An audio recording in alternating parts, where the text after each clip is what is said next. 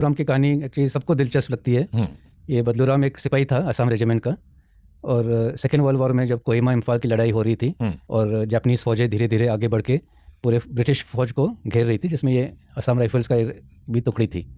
तो लड़ाई के शुरुआती दिनों में ही इसकी मौत हो जाती है।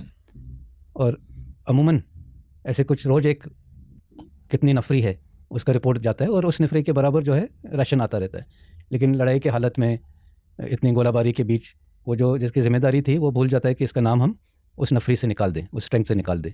तो इसलिए अगले कुछ दिनों हफ्तों तक उसका भी राशन आता रहता है। तो एक वक्त ऐसे आता है जब कि ये पूरी टोली घेरी जाती है, और फिर उनको जितना उनके पास राशन है उसी के ऊपर अपना काम चलाना है और ज़िंदा रहना है।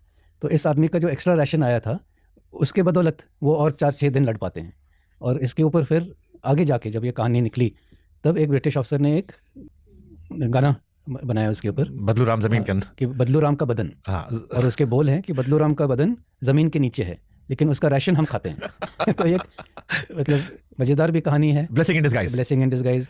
एक मॉर्बिड भी है कि बदन नीचे है और अब खाना खा रहे हो। तो मतलब दोनों चीज़ों के बीच में जो, और ये असम रेजिमेंट का एक बहुत ही मशहूर गाना है जो उनका एक किस्म का रेजिमेंटल सॉन्ग बन गया है, और जो भी इसको सुनता है वो जोश पैदा वाला गाना है। जसवंत सिंह और बाबा हरभजन का ये दो जो उदाहरण है मैंने, जसवंत सिंह जो 62 वॉर में उन्होंने बहुत अच्छा काम किया और जहाँ उन्होंने ये एक्शन किया वो बाद में उसका नाम जसवंतगढ़ पड़ा।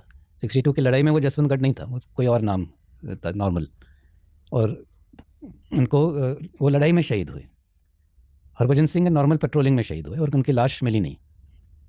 बाद में एक जवान को सपने में बाबा हरभजन आते हैं कि मेरी लाश जो है ऐसे ऐसे जगह में है, और जब वो फिर से तलाशी करते हैं तो वो उनको हरभजन की लाश मिलती है। तब से ये कहानी बनने लगी, या ये विचार आने लगा कि अगर वो ऐसे सपने में आ सकता है तो वाकई वो बाबा होगा। तो ऐसे बाबा ही बिकेम बाबा। और मज़ेदार बात यह है कि बाबा हरभजन का बंकर वगैरह वैसे के वैसे रखा गया है इतने सालों के बाद, अभी भी स्टिल। लेकिन वो बंकर जो है वो काफ़ी ऊंचाई पे है सिक्किम के हाई एल्टीट्यूड एरिया में, और वहाँ रोड से भी वो 50 कदम जाना वो आम टूरिस्ट वगैरह के लिए काफ़ी मुश्किल है।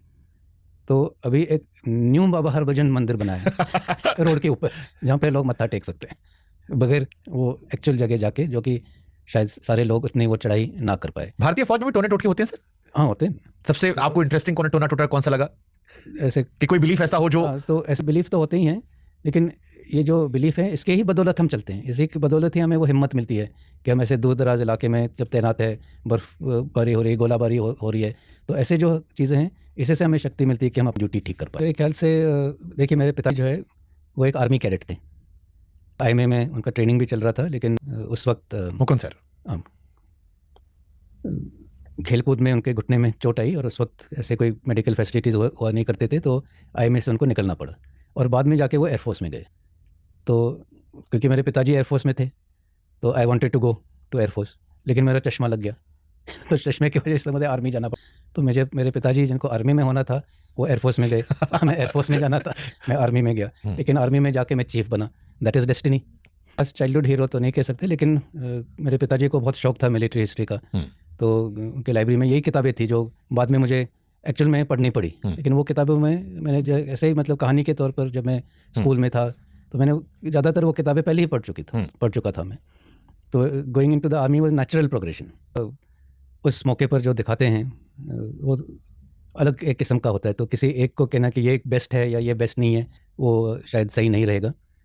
लेकिन एक और बात मैं कहना चाहूँगा कि वीरता और जो डिसीजन मेकिंग वगैरह है हम अपने जवानों को जोखिम में डालते हैं, तो वो भी एक वीरता है कि मालूम है हमें कि जब हम ये ऑर्डर देंगे कि इनमें से कई लोग वापस नहीं आने वाले, तो ये बड़ा एक कठिन फैसला होता है, लेकिन फिर भी हमें वो लेना पड़ता है। तो एक है फिजिकल ब्रेवरी और एक है मॉरल करेज, तो दोनों जो है बहुत अहमियत रखते हैं।